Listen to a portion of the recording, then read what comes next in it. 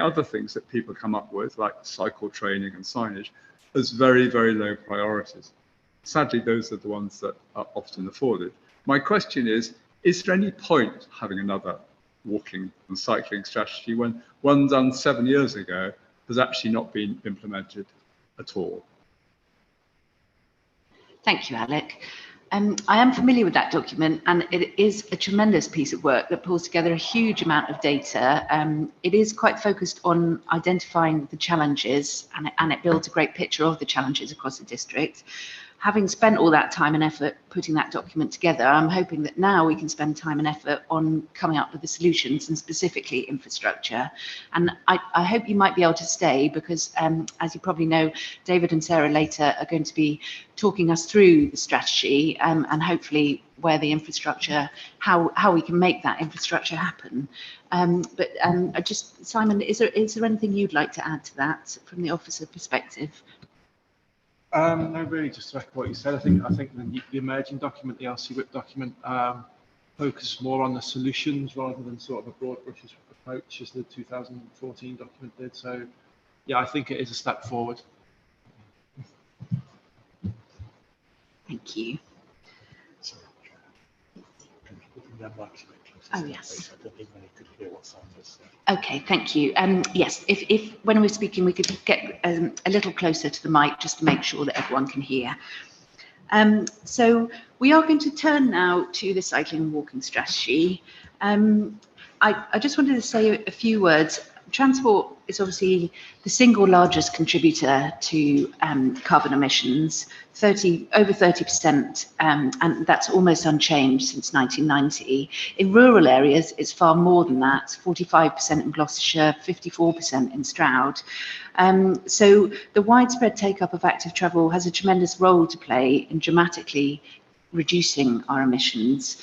Numerous surveys have shown, though, and Alec and I have talked a great deal about this in the past, that safety and the perception of safety is the biggest barrier, and decent cycling infrastructure is therefore, absolutely a fundamental part of how we can deliver our goals when it comes to active travel and 2030 more generally. With that in mind, I'm really grateful this evening that we've got David Land and Sarah Williams from Gloucestershire County Council to talk us through the emerging local cycling and walking infrastructure plan for Stroud.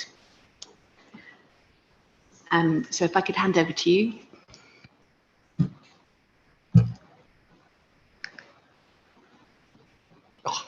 Thanks, Chair. Good evening. I'm Dr. David Land, and this is my colleague Sarah Williams. We're from Gloucestershire County Council.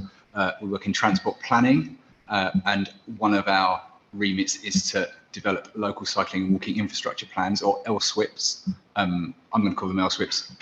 People seem to call them other things, but that seems to work for us.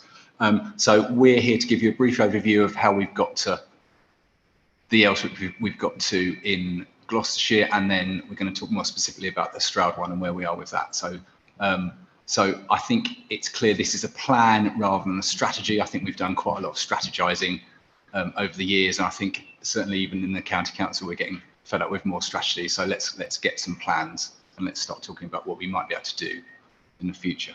I've got the power of this thing as well. Okay, so we're just going to quickly talk through. We're going to put it in context for you, basically. So you probably know most of this stuff anyway, but climate emergency, and then as the chair's already mentioned, and then there's national guidance on transport-related CO2 emissions and national guidance on LSWIPs, which I'll talk through. And then there's some Gloucestershire context, so mostly the local transport plan. And then we'll talk about the local cycling and walking infrastructure plan specifically for Stroud, and then we'll tell you what we're going to do next and how you can be involved, if that's all right. And questions at the end, is that better? Yeah, okay. Unless we run away, I suppose. But yeah, of course. So I don't want to spend too long on this because you know all this stuff anyway, because you're the Environment Committee, but Gloucestershire County Council declared climate emergency in May 2019. We aim to be 80% carbon reduction by 2030, and then carbon neutral county by 2050. And there is an emerging overarching strategy, having just said that about strategies, for Gloucestershire, for decarbonisation in Gloucestershire.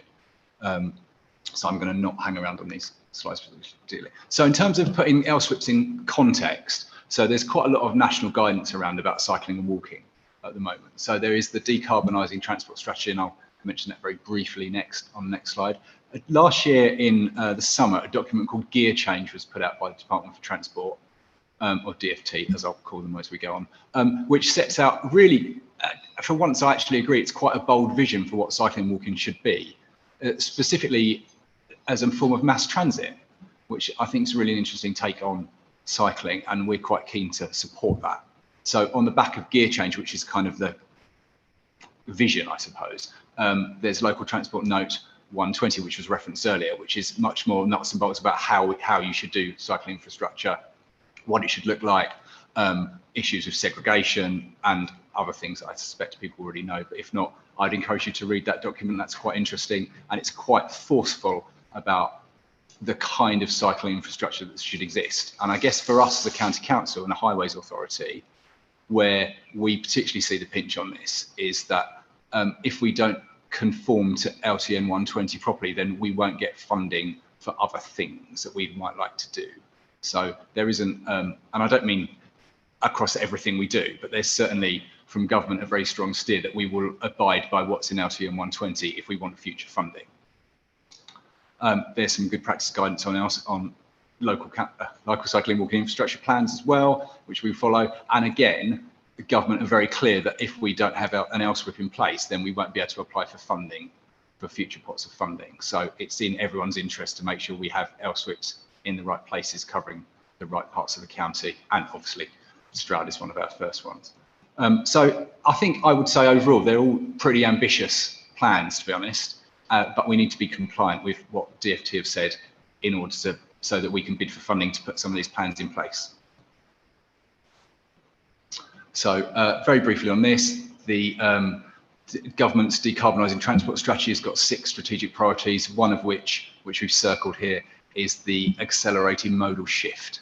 So obviously, if we want to if we want to encourage people to use bikes and e-bikes and, dare I say, e-scooters, and buses as well, then we need to make sure the infrastructure is there for them to do that. So I guess that's seems fairly logical to me. So so more specifically then, so that's the broader context in terms of the stuff that DfT have put out. More specifically, local cycling and walking infrastructure plans. So DfT have said that LSWIPs will assist local authorities to identify cycling and walking infrastructure improvements. So quite specific ones, quite specifically curbs that need to be dropped and signage that needs to go in place and segregation that needs to happen. So not sort of flaky, oh yeah, it would be nice if, but actual things that need to change on the ground. LSWIPs will ensure cycling and walking are in local planning and transport plans, and they'll make the case for future funding for walking and cycling infrastructure. So I think we need to be very clear that LSWIPs are not a funding document. Okay, so you don't get an LSWIP and suddenly government say, here's lots of cash, that's brilliant, well done. What they do is they allow you to bid for pots of money as those pots become available for DfT, and that's hence the phrase future funding. So I think people have got slightly carried away with what LSWIP is, with how exciting having an LSWIP is, and sadly it doesn't come attached to a check. Nice as that would be, but it does allow us to apply for future funding. So the key outputs of an LSWIP are a network plan, a prioritised programme of infrastructure improvements, and a report which sets up the underlying analysis in support of the above. So what that means is we have to show that we've thought about it, we've done our data collection, we've made some sensible decisions, and we've consulted with key stakeholders about that. So we can't, it's not about any one person saying, yeah, but I want a cycle path here because that would suit me. We need to evidence the decisions that are made in that document, which is, seems fairly logical, I think, and hopefully that's what we're in the process of doing at the moment. Right, I'm going to go and hand over to Sarah. Is this the right slide to hand over to you? I think so. Okay, I'll do the next bit then. So, so in terms of specifically Gloucestershire, as the chair mentioned earlier, there's the local transport plan, which has just been adopted. So that gives a strategic direction for transport in Gloucestershire, and that goes out to 2041. So it was redone recently in the last year because it only went to 2031. So that's been pushed out to 2041. Specifically in that, and there's lots in that, it's quite a big document. Decarbonisation turns up in specifically 3 places. One is ultra low emission vehicles, One is Think Travel, and Think Travel is the I don't know how, I never know how to describe Think Travel, but it enables people to find out more about their travel options. So I think that's what we're trying to give people, lots more information so they can make different decisions rather than always jumping in their car. So that's what Think Travel does. And it has local cycling and walking infrastructure plans in it. So there's national guidance, then there's the Gloucestershire guidance in the LTP, and then there's specifically the LSWIPs. Right. I'm going to hand over to Sarah for the Stroud bit. Good evening, I'm Sarah Williams. I'm Senior Transport Planner at Transport Planning in Gloucestershire County Council. I work with Dave, as he said, and I have been involved with local cycling and walking infrastructure plans in Gloucestershire since we ran a pilot that DFT allowed us to have a little support with about 3 years ago. And we originally focused on Cheltenham and Gloucester, and now we've stretched out to look at the Stroud area and also Tewkesbury in the last year. The study area is marked in dark blue to the south of the county map that you're looking at on the screen there. And the blue corridors that you're looking at are strategic cycle desire lines. Those will inform, or those do inform the settlements that we've decided to build plans around. We are trying to connect the county from north to south, from east to west. And the local plans that we're developing are, oh, I think I've gone the wrong way, I do apologise. No, sorry.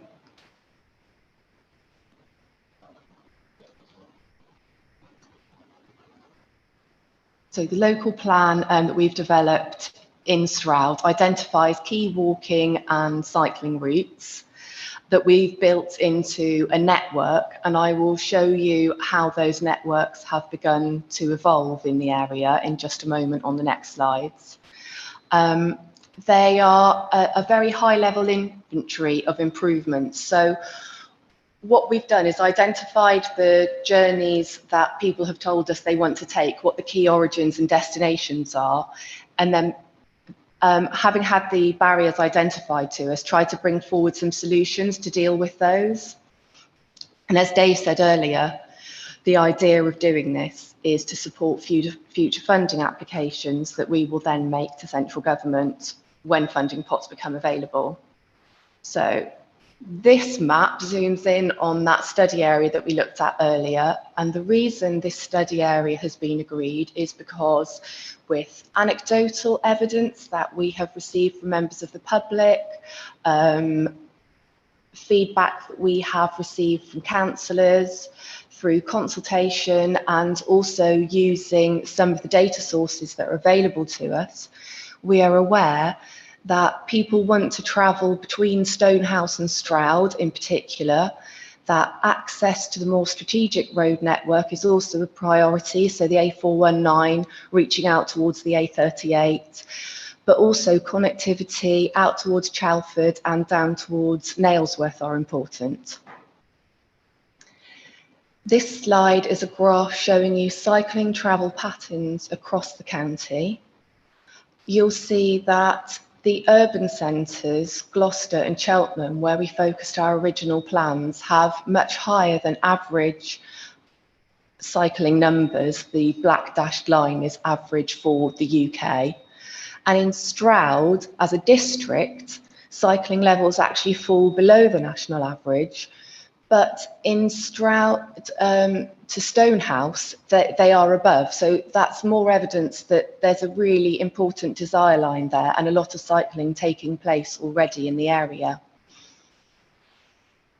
This map comes from a site called DataShine, which uses 2011 census data and plots it based on households travelling around the area. The lighter the colour, the less cycling happens. The more orange, the more cycling happens.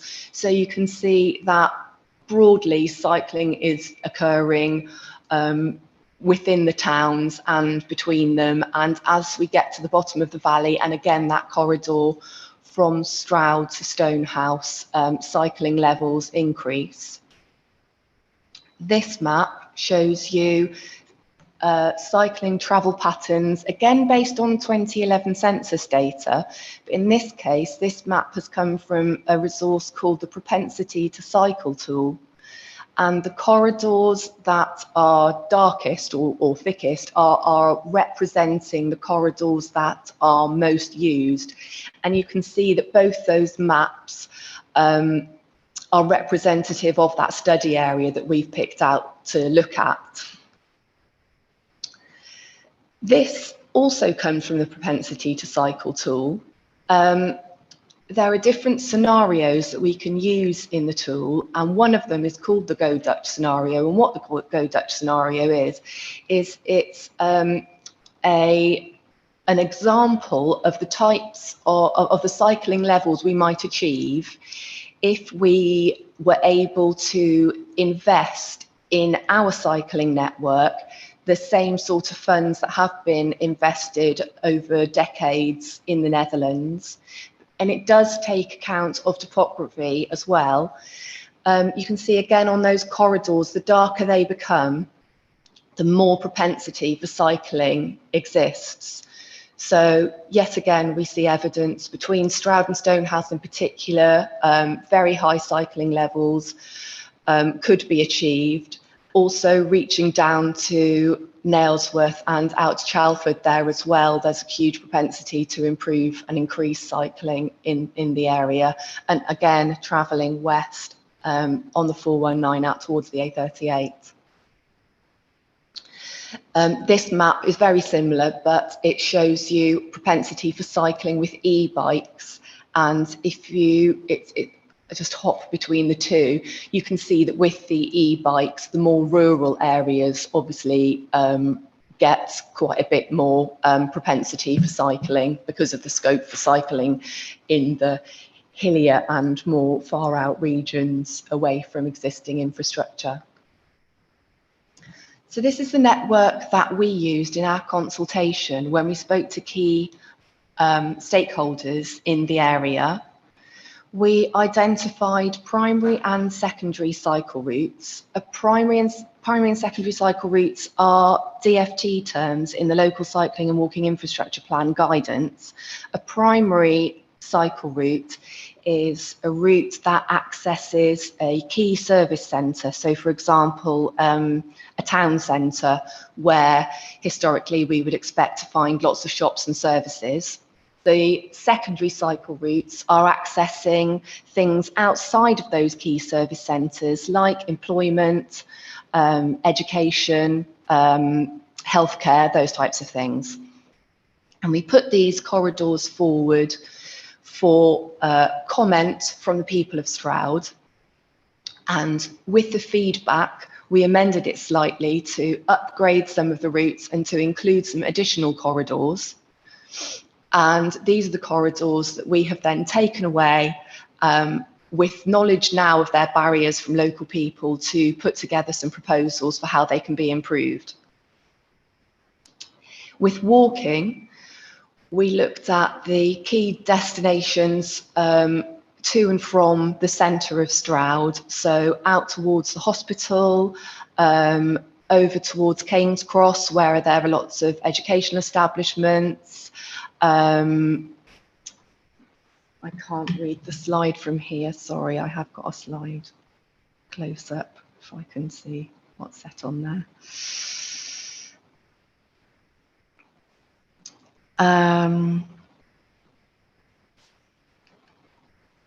So these again were the corridors that we put out for consultation, and the subsequent feedback that we had from local people resulted in us looking at these walking routes out of the centre towards the east of Stroud.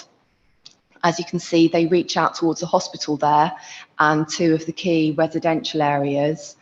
And then also to the west, looking at accessibility from the centre, again towards King's Cross, down towards Merry Walks and through the town centre as well.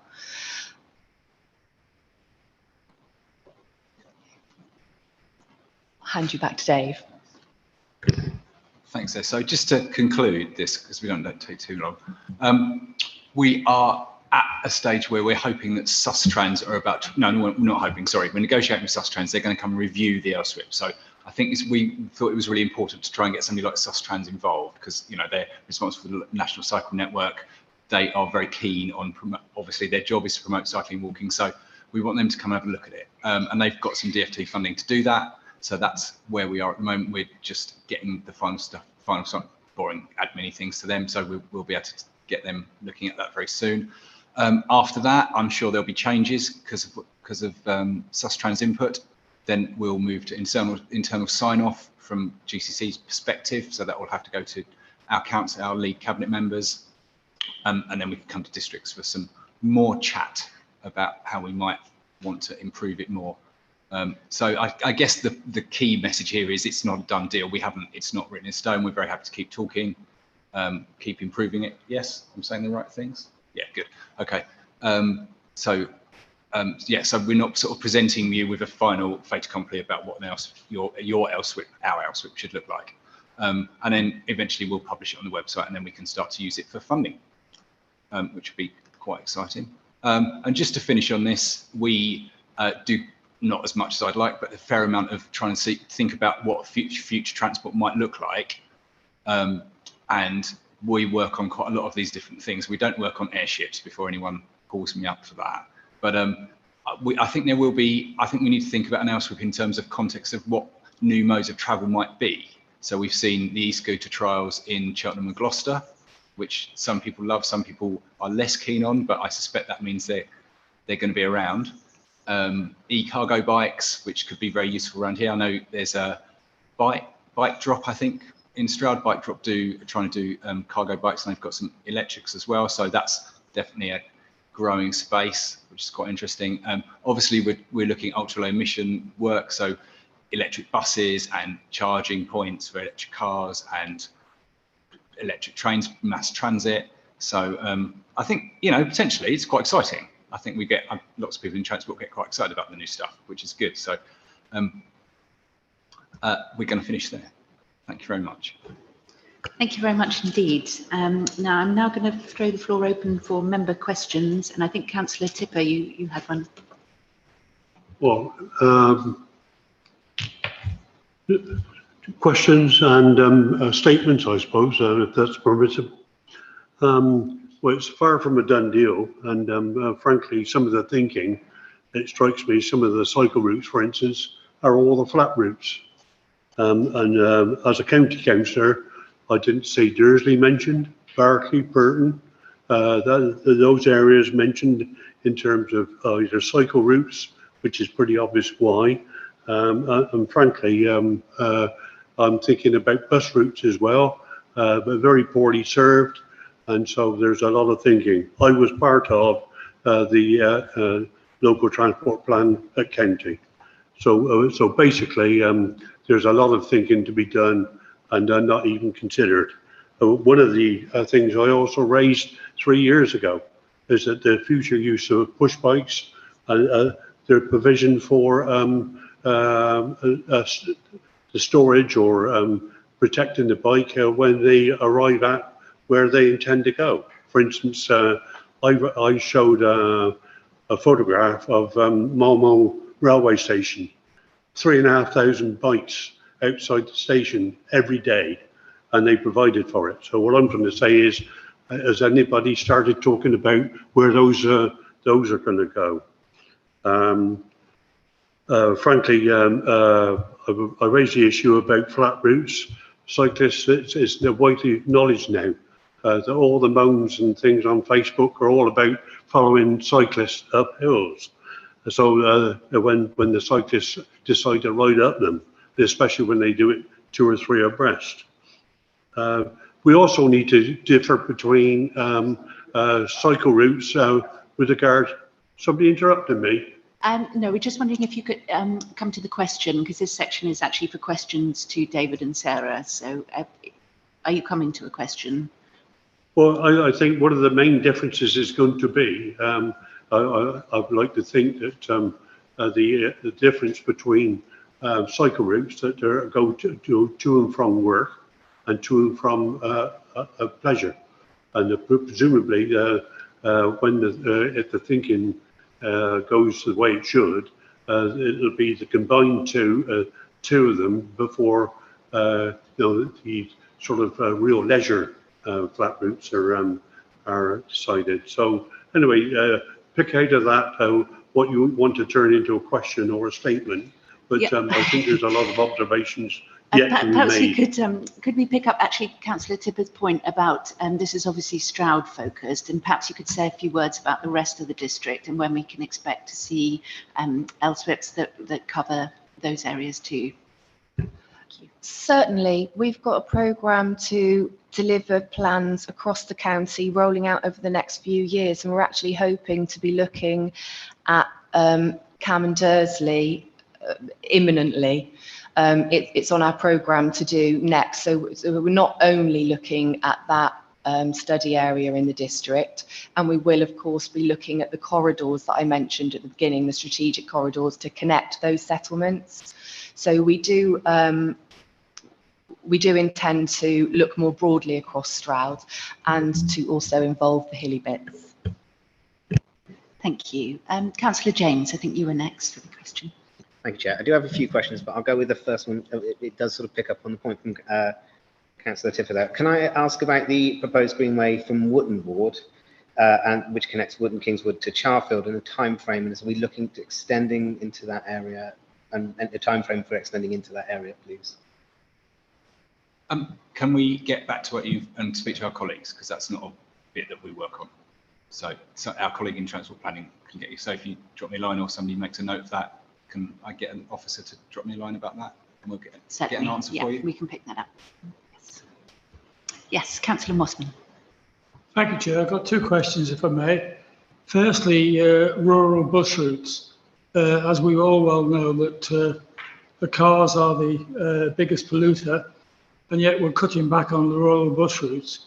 But in addition to that, we've got bus routes like, for instance, bus route number 12, which goes through Hardwick and Quedgeley, and number 94, and the other routes on that one, which go Cheltenham to Gloucester.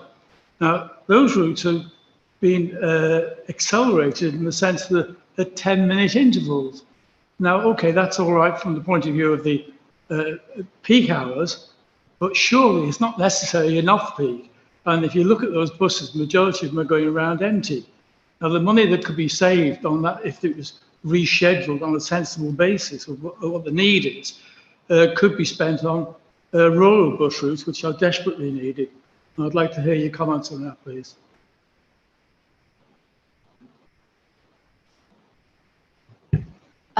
Unfortunately, we don't work in the integrated transport unit. I'm sure we can get a response for you from our colleagues there, but I can tell you in the cycling and walking infrastructure plans, one of the things that we have focused on is accessibility to bus stops and bus stations by active travel modes, by walking and cycling, to ensure that people can get to them. But for scheduling, I would have to speak to a colleague in order to be able to give you a response. So could I ask the second one?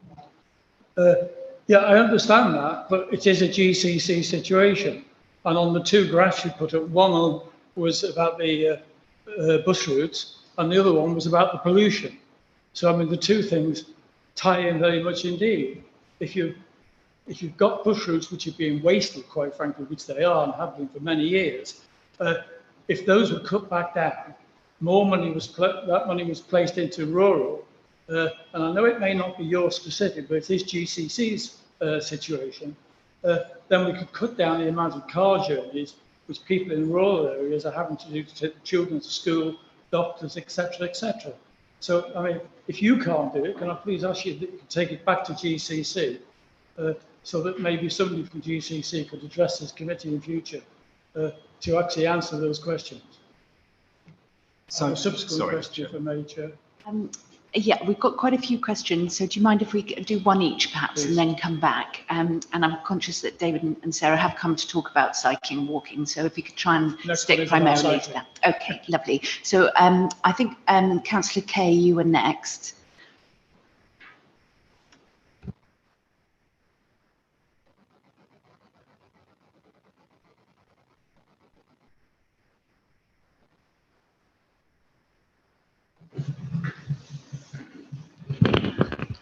Thank you for your presentation, which was really interesting. The area I cover is Nailsworth and Horsley, south of Stroud. And Horsley has an approved neighbourhood development plan, including a transport plan, to try and increase the amount of cycling. They're very keen to have a dedicated cycle track, a safe cycle track, between Horsley and Nailsworth, and it doesn't figure at the moment on any of your plans, which cover, of course, the main urban areas. How do they make a case to hopefully get some support with cycling between Horsley and Nailsworth? I think I heard you say earlier on that we should contact you to help make the case. Is that the way that the parish council should do it now? Yes, certainly. Please do feed back to us. Unfortunately, that route wasn't mentioned to us in the consultation we undertook originally, but we're still open constantly to the routes and suggestions that are put forward, as well as the cycling and walking infrastructure plan. We also have a for want of a better word, a database of cycling improvements that we, or a log of improvements that we hold, that we put through prioritisation now and again, and we keep that on the back burner for any opportunities that we get to seek funding. We're always interested to try and improve the network in any way that we can. Thank you. Thank you, and thank you, George. Councillor Jones, did you have a question? Yes, thank you, and thank you for your presentation. You mentioned stakeholders, you surveyed stakeholders. I wonder who those were. Also, did you consult with random members of the public? Did you carry out some sort of survey?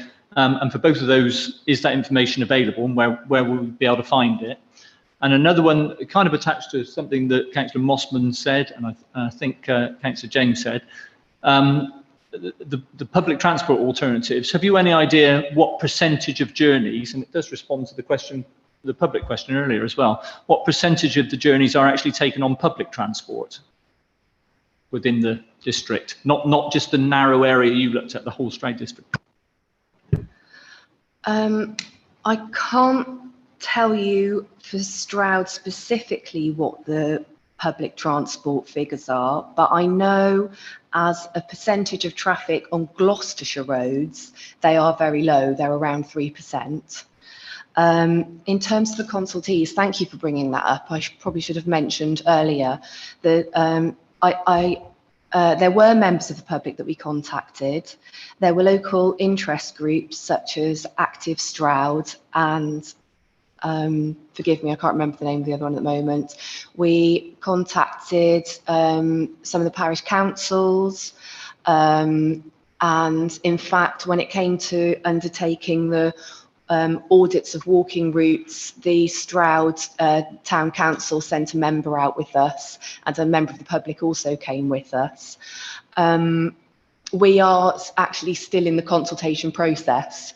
So we've only spoken to key stakeholders, meaning people who have contacted us in the past and made us aware and said that they are interested in being consulted specifically on these types of plans.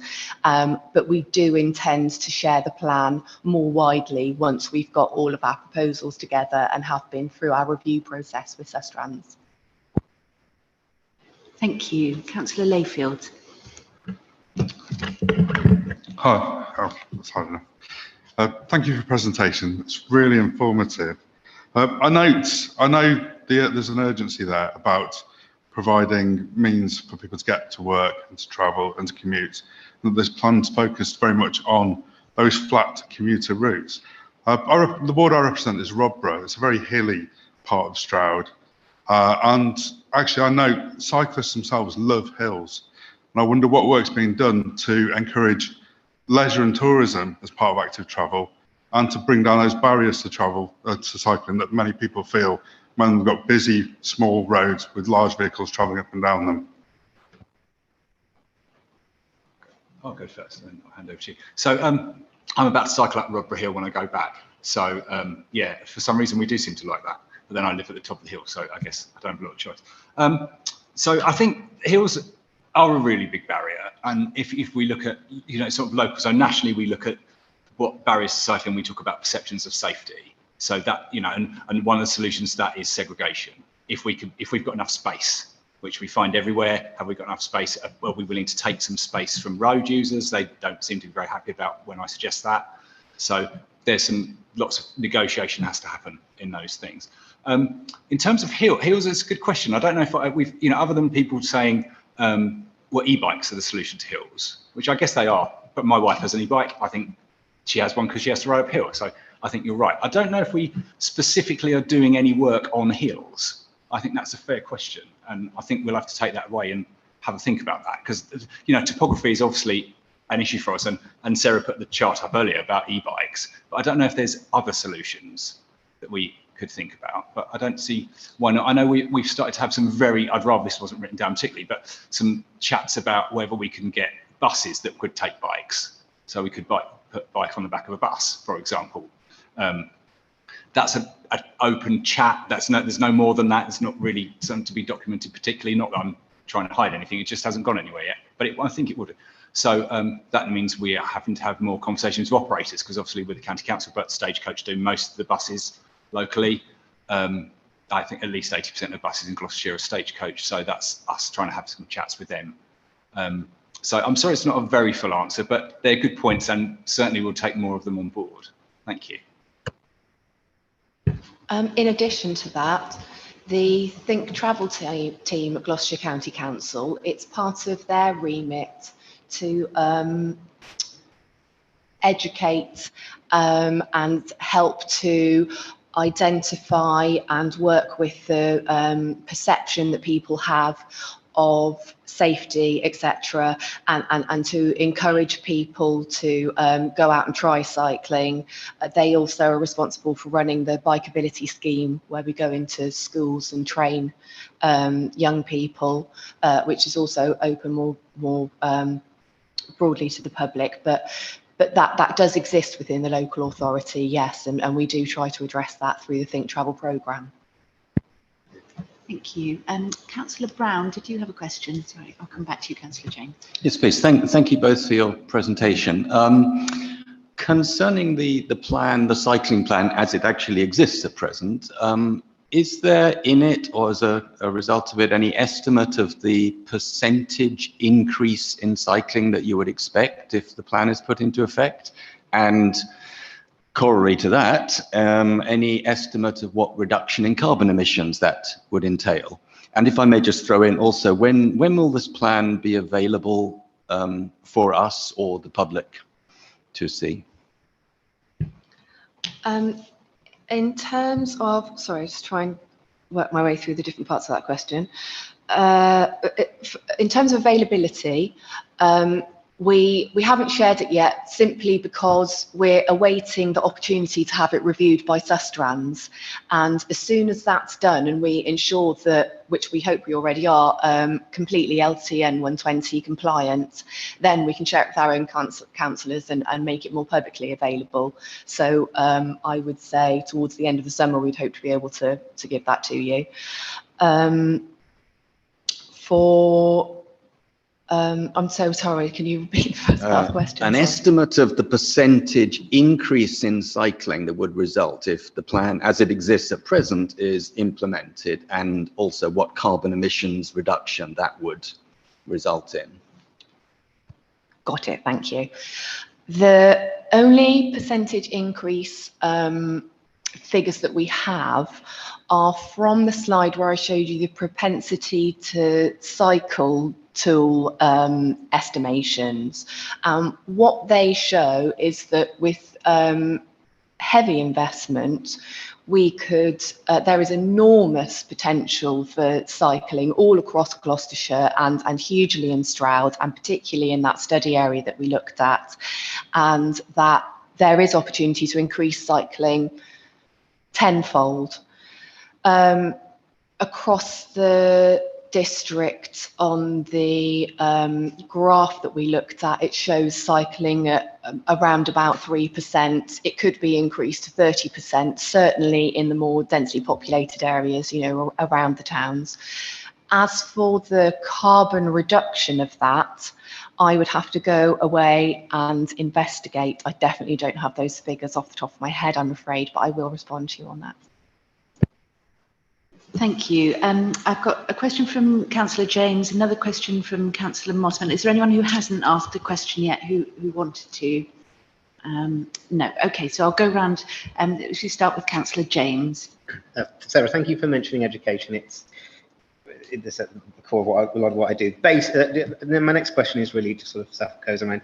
The plan looks interesting, but what about beyond just the routes? Are we talking about what other infrastructure? Are we talking about bike racks, places for people to store the houses? I mean, a lot of houses being built at the moment do not have, you know, the ability to keep a bike in it safely. You know, the houses are getting smaller, bikes can become some special electric bikes. And I guess really we're just saying, is this plan being done in the Field of Dreams style, build it and they will come? Or beyond that, are we looking at education to try and not just at school level with bikeability, but beyond that? So to get people to change their mindset, so it's easy to use the car for people because it's right there, but we're looking at trying to work on people so they no longer see the bike as the so they no longer see the car as a primary mode of transport. And how are we going to do that? The ambition in the local transport plan to reduce carbon and improve transport choice is the way that we see how we will support and re-educate people. So once they have options, people will start making different choices. If someone's only option is to drive, then that is what they will do. And that is what we find in a lot of our rural communities. People are car bound. They don't have an alternative.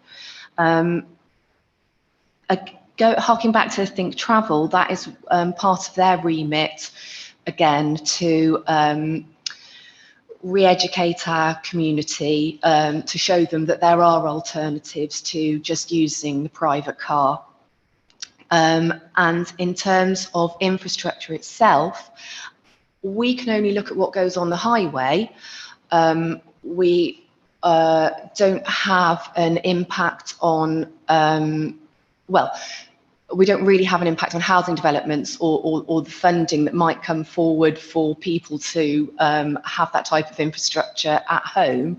But we do feed into the local transport plan, and the local plan inform one another.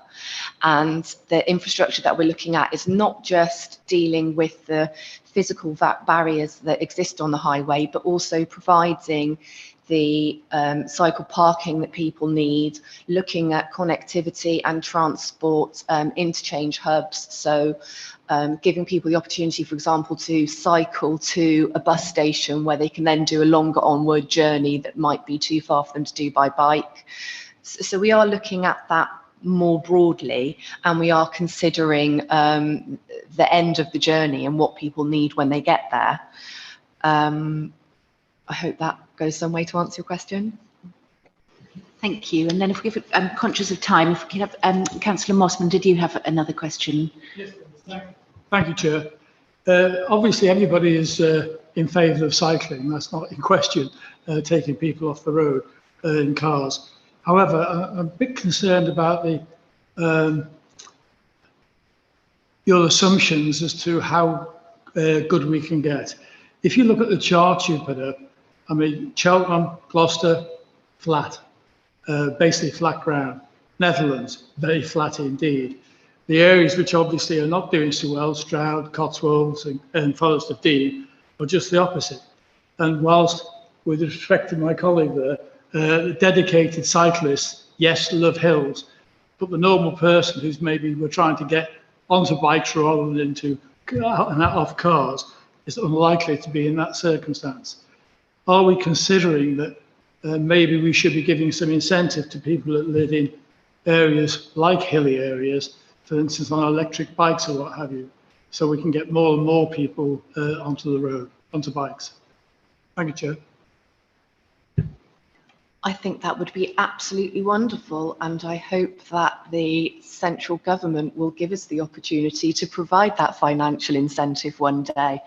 Yeah, keep my fingers crossed for it, and I'm glad to hear that you're standing behind us with the same hopes and aspirations. Thank you. I'd like to ask a quick question, if I may. As you can imagine, there's quite a bit of work gone on the ground locally in terms of thinking about routes and researching, you know, what would be needed. Alec and I, for example, have done quite a bit of work on the Stroud to Chalford route. I just wondered if there are groups across the district who've been doing their own work so far, and I saw that you've got some consultation with the districts coming up. What should those groups do though at this stage? Should they down tools and sort of wait until you know, until the consultation process reaches a district, or should they continue the feasibility work that they've been doing? What would you suggest? I crack on. I think, you know, we get, it was referenced slightly earlier, we get inundated with people with ideas about where they'd like to see cycle routes. And I think we're supportive of almost all of them if we can be, in terms of, yeah, that's a great idea. It doesn't mean, I think, unfortunately, it doesn't mean we have a pot of money to say, here's the money, you can go and build it now. But in terms of how long the process it can be to go from a good idea to actually having something built, then I would say push on with feasibility and you know, keep pestering us. And we're a very small team and we will do what we can. But in terms of us trying to manage that amount of load that comes in, we have got a database that we got developed this year where we can prioritise schemes based on a scoring process. So the more information you've got, the probably higher you're going to score. It's a kind of in development at the moment, so I haven't published it yet in terms of letting districts know. But yeah, so because we needed to manage that workload somehow. So yeah, I think don't down tools. I think the more tools the better. Excellent, and I'm sure there'll be some interested groups in that.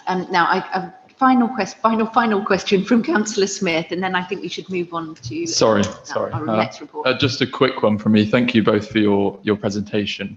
Your plan largely deals with the sort of primary routes going through our district, quite rightly.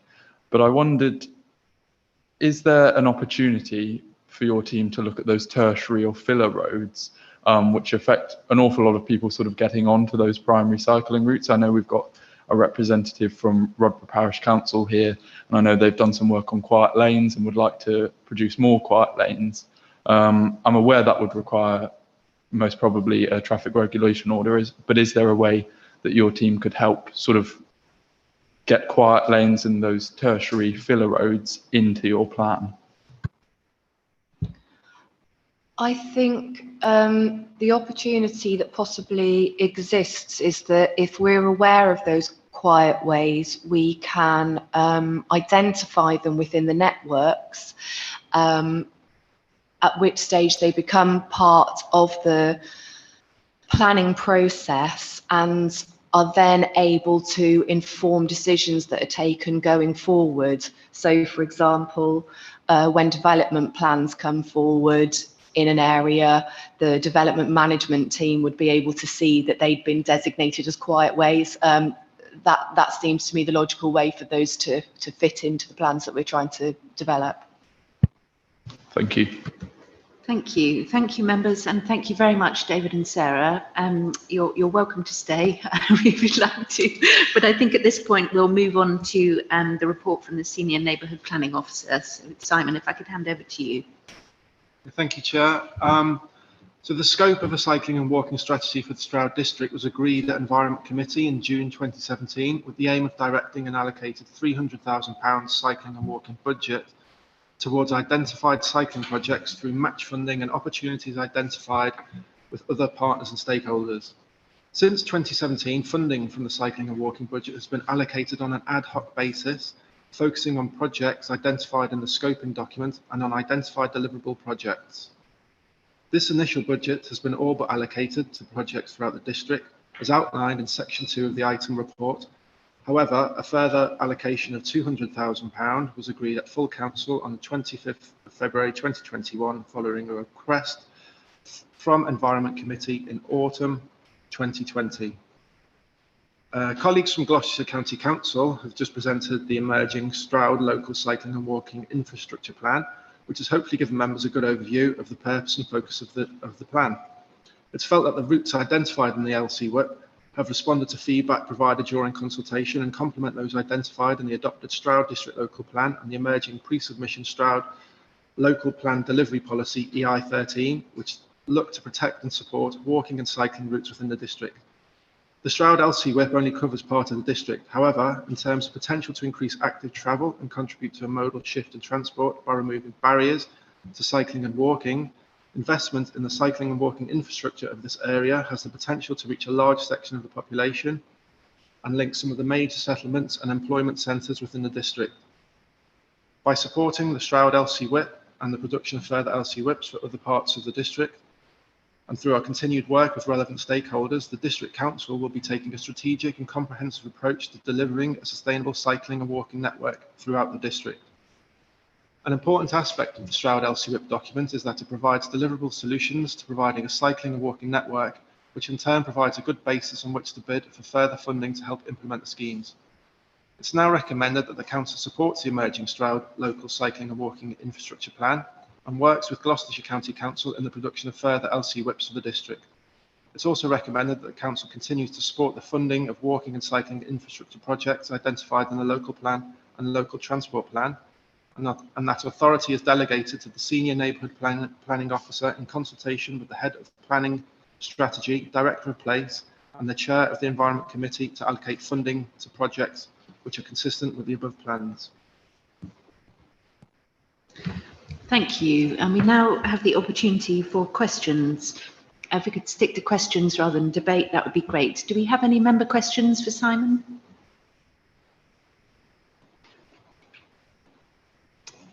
No? Oh, Councillor Kay. Again, thanks for the report. I wanted to ask you about 5.3, the equality implications. And my question is, how much thought has been given to the issues of equality in this? All too often, I suspect it doesn't happen here, but I want your assurance, all too often our reports seem to regard equality issues as a tick box exercise without real thought being given to the implications for people with particular needs.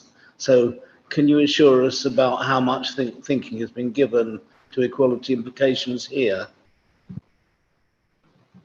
I mean, I can only assure you that I've discussed it with colleagues and my manager, and we've gone backwards and forwards with it to come up with the implications that we've written down here. So I don't believe we have an expert in the council to give us a full overview like we do with the financial implications and the environmental implications. So yeah, it's a good question, but you know, I'm not an expert, and I don't think my manager is either, but between us, we've come up with this, and yeah.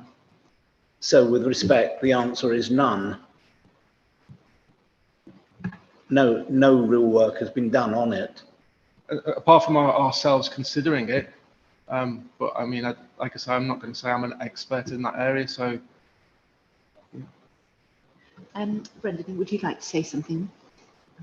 Thank you, Chair. If I can just add a little to that. I mean, it is something that's extremely important, considered as a very important issue across the whole authority, as you know, Councillor Kay, and we do work with our corporate policy and governance team on these matters, and they provide support, advice, signpost if necessary to others on these issues. Of course, walking and cycling in large part is about giving people access where it's limited at the moment, you know, whether it's on foot or by bike, so it's inherently considered as part of that. But Now, I just wanted to add to what Simon said by saying that we do, where we need to, get support and advice from our corporate policy and governance team on these matters. And if they don't have that particular specific knowledge on a particular topic, they will signpost us to others that do. And I just wanted to assure councillors that we do treat this issue very seriously. Thank you. Thank you. Councillor Kay, are you happy with that? If you're asking me, no, and I didn't expect any different answer because I'm with the Equalities Group. In a sense, I'm making a marker for the future for council. I'll be asking, hopefully we as a group will be asking council to give more emphasis to equality issues. Thank you. So any further questions for Simon? Yes, Councillor Tipper. Would there be any chance of getting the statement that you read out at the beginning? Can that be looked at anywhere? Yeah, I mean, it's basically an overview of the item agenda, the report. So all that information is in the report for the item. Yeah. Yeah. Yeah. Okay, thank you very much, Simon. So if there are no further questions, I will read out the resolution and then we have a small amendment that we will deal with at that point. So the committee resolved to support the emerging Stroud local cycling and walking infrastructure plan as the first phase of a district cycling and walking strategy. B, to work with Gloucestershire County Council in the production of further LSWIP documents for the district. C, continue to support the funding of walking and cycling infrastructure projects identified in the local plan and the local transport plan. And D, to delegate authority to the Senior Neighbourhood Planning Officer in consultation with the Head of Planning Strategy, Director of Place and the Chair of the Environment Committee to allocate funding to projects which are consistent with the above plans. So at this point, we'd like to make a small amendment to include the Vice Chair in section D. Are members happy to take that as a friendly amendment? Yes, yeah. Anyone raise your hand if you're not, perhaps? No? Okay, great. In which case, I think, have we got... Yes, thank you, Becky. So we've now got the amended version of the resolution up there. So could I have a proposer for this? Anyone care to propose it? Thank you, Councillor Kay. And a seconder? Councillor James, lovely. Does the seconder wish to speak now, or would you like to reserve the right to do that later? Later, yeah, okay, lovely. So we'll move now into debate. Would any member like to comment at this point? Councillor James. Interesting. I seconded it, and this is a good plan, and I think it's fine. I think that's partly my problem with it. It's fine. It's not ambitious enough. So I mean, one of the things I was looking at today was only 3% of 11 to 16-year-olds commute to school via bike, which was a shocking little statistic. And I think there's an element of safety, there's an element of, yes, we can keep arguing that topography in the area is really bad and we've got all sorts going on that it makes it difficult, and it's dangerous. But we need to be addressing those sorts of areas to actually start considering the future. If we get the 11 to 16-year-olds in place, then they're going to be the ones who are going to cycle more in the future. I think people like myself, I mean, I cycle less because I'm less of a hill enjoyer than most people, Councillor Layfield. Also, I have something about my knees. I guess, really, I think the plan needs to be considering other things, not just the actual routes itself. I think it would be nice to have things where, things that I've talked about, such as having more ability to have bike charging points potentially for those people with electric bikes. I think we need to consider the other elements of the structures, not just the road, the routes themselves. But I would love to, personally, I would love to have seen more making the areas around schools safe. So if we, as an example, the small amount of bike route between Archery School and Stroud College, it's tiny and it disappears very quickly. It takes you through the park and then it disappears and you're back onto quite a busy road at a busy, dangerous roundabout. One which I've cycled a number of times and made my peace with God each time a lorry comes anywhere near me. I think you know, I will support and I will vote for, but I genuinely do feel that this is a good enough start, and it's fine, but I would like to have seen a lot more. Thank you. I'd agree with that. I think we've got the bare bones of a strategy here, but an awful lot of work to do. Yes. Anybody else? Yes, Councillor Jones. Thank you very much. Firstly, the people from GCC, the study area that they used was quite narrow in geographical terms. It's a tiny area of our district, and it excludes the best bit, which is the Berkeley Vale ward, obviously. But you know, it's a very rural, very big area, and they're basing their assumptions on a very small, slightly different part of the area. I agree absolutely with what Councillor James was talking about, but I would say that the electric bikes do flatten out those hills. And I've ridden an electric bike, and I'm not a fantastic cyclist, but it does make a big difference. So I think that could be something that we could learn from. The public question earlier on, I think, is really interesting. The response that I got on regards to public transport, the percentage of journeys, the lady said 3%. I think for Stroud it's actually lower than that. And in our local plan, we have an ambition to double it. So from almost nothing to slightly more than nothing. So I do wonder whether, whilst obviously buses and trains are important, I think it's probably more important to do exactly as the member of the public was talking about, and focus more on cycling and what have you. And the point that Councillor James was making about getting young people to do more cycling, and that will follow on and change behaviours in future, I think is really relevant. I think this, as George did actually say, it's the bare bones. It's not ambitious enough. I do think we should be following what the member of the public said and creating more dedicated cycle lanes and invest much more in that, rather than worrying about how close developments or people are to public transport. I think cycling, dedicated cycle lanes is much more important than buses and trains, if I'm perfectly honest, especially when you bear in mind how low the usage is of it at the moment, and the effect that COVID is going to have on people's psychology, I think, with regard to getting on public transport in future, which I think will be a real challenge. Thank you. Thank you. Yes, so I suppose the benefit of the LSWIP is the access to funding for some of those more major routes, and there's a possibility within our own funding perhaps to tackle some of the smaller ones in the way that we've done with the route to Nailsworth and things like that. But yes, fully agreed. Anybody else? Councillor Brown. Yeah, I'm also very much in support of it, but also frustrated living up in the hills in Bisley, and I will be going home on my electric bike this afternoon. It's new and it gets you up the hill incredibly easily. So I would in time like to see a plan like this extending out to areas like Bisley and Eastcombe and Oakridge that are in my ward.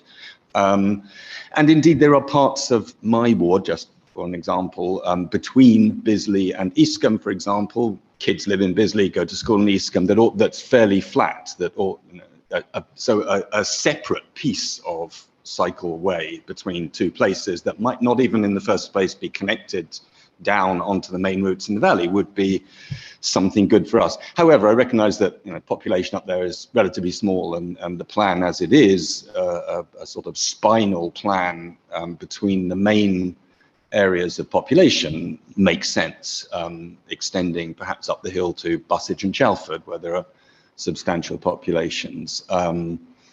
But I think you start with the spine and extend from there, and considering that funding is going to be the great challenge, we want to have a plan that can attract funding to those first essential parts. So I do support the plan.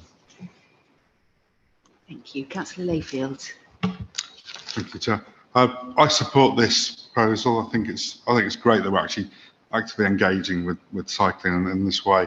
I think something we can do that's probably not addressed in much detail here is the community engagement side of this as well, working with those community groups that are keen to get people cycling, working with particular parts of our demographic that would benefit those that are commuting. Having an e-bike can add about 9 or 10 miles to a journey with no impact on the user that would ordinarily get in a car. I think there's a specific audience we should be looking at, which is 17 to 18-year-olds who looking for mobility will naturally turn towards a car, pass the driving test, get a car. And if we can get them considering using bikes to get from one place to another, I think that will be a benefit to us. So I think community engagement, working with the community as well, communicating. Yeah. Sorry. Councillor Mossman. Thank you, Chair. I again would be supporting this, but I also agree with my colleagues that it doesn't go far enough. I raised the issue earlier with the GCC representatives about electric bikes, and it was passed over as if it was all the government problem. Well, sometimes we have to solve our own problems and not rely upon other people. So I personally believe that we should be looking at this with a view to helping the public in these hilly areas to possibly offer subsidised bikes or bike sharing or whatever. I think we should push it harder and not just pay lip service to it. Thank you, Chair. Thank you. Councillor Tipper. Thank you, Chair. I think there's a good basis to the plan. It's already been said that there's a lot more thinking to be done, particularly outside the box as opposed to just the routes. There's plenty to do. In particular, I keep on hearing all this talk about electric bikes. They're very expensive and they're very stealable. And I think one of the major thing is going to be when this takes off is where you keep the bike when you get there. And frankly, as I said, nothing has been mentioned about that in future infrastructure of any kind. Thank you, Chair. Thank you. Anybody else? No? In that case, we will, opportunity for the proposer and seconder. Would you like to speak? Any concluding words? No. So let's move to the vote then. This will be carried out by a show of hands. I'll call for, against and abstain. And if you could raise your hand clearly. So votes for, please. And against. And do we have any abstentions? No, so it looks like that's carried. And so thank you. Right, let's move on then to appointments. I'm going to start with the performance monitoring representatives for the civic year. Does anyone wish to be nominated as a performance monitoring representative? Councillor Bennett? Anybody else?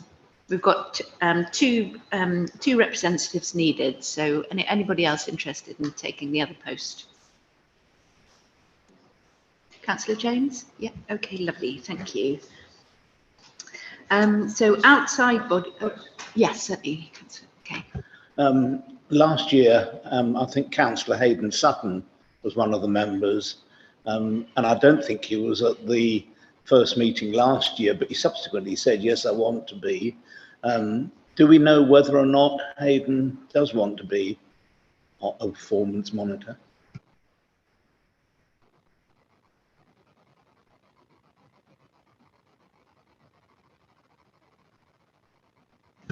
Thank you. Okay, so we'll perhaps take that offline with Democratic Services. We can check that. Yeah, great. Minute, yeah. Okay, we'll sort that out offline. Yes, certainly. In his absence, perhaps George would be the second person. Sorry, we've got George down, and unless Councillor Sutton, we can talk between ourselves on that. Okay, so outside bodies, we have a number to nominate for tonight, starting with the Berkeley Nuclear stakeholders. We need 2 members for that. I believe Councillor Layfield, you're happy to be one of them. Do we have another member who'd be interested in taking on this role? No one wants to come up tonight for that, so we will. Oh, sorry, Councillor Tipper, lovely. Just to say that I'm the representative for the County Council at Berkeley Nuclear Stakeholders, SSG. For a temporary situation, I could perhaps report back on the meetings. But basically, they're all about safety and things being done, according to plan and that sort of thing. It's quite a sort of a mundane report. So basically, what I would say is that I would report back if anything unusual or out of place happens. Thank you. Thank you. Well, that's very kind. If you're happy to wear both hats, that would be great. So moving on to the Cotswold AONB, which I think is now called the Cotswold National Landscape. We have a nomination from Councillor Kay for that post. Are there any other nominations for that post? No, so we'll take that one as carried. Lower Severn Drainage Board, for which we need one member. Are there any nominations for that one? Yes, certainly. I know my colleague, Councillor John Jones, is the representative at the moment. He's not on Environment Committee, obviously. Has he been asked if he wants to stand? Is it normal to have someone not on Environment Committee to do it? I don't know. I know. Any views?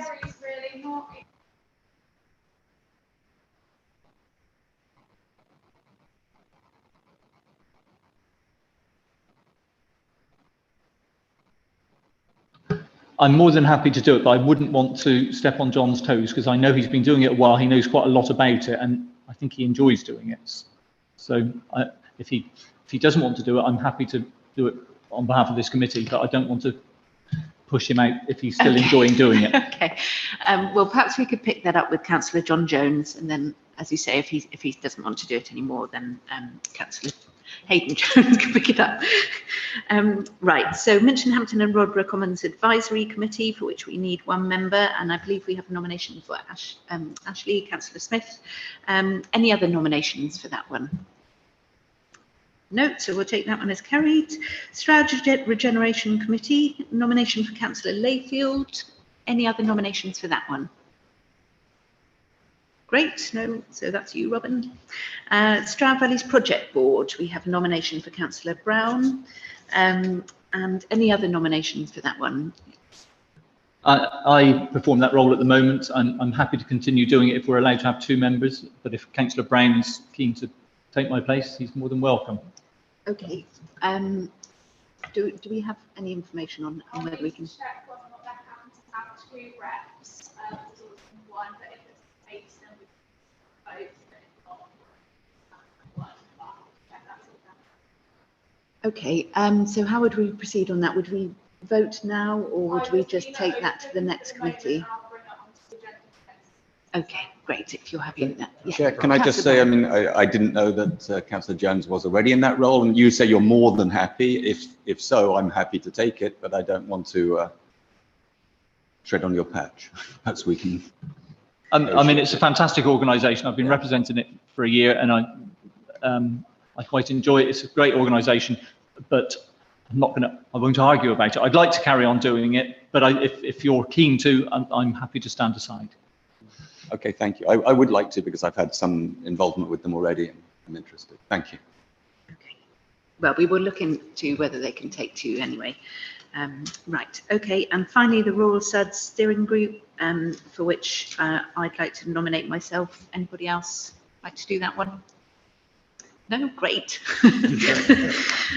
Okay, super. So member reports. We've got the Q4 performance management report. It's been circulated. Do we have any questions or comments for Brendan on that?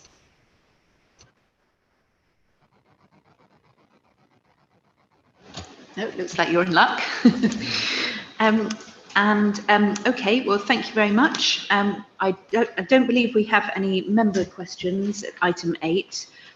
So I will call the end of the meeting at that point. If I could just remind you that as you are leaving, if you could abide by the social distancing rules, that would be great. But thank you very much, everybody.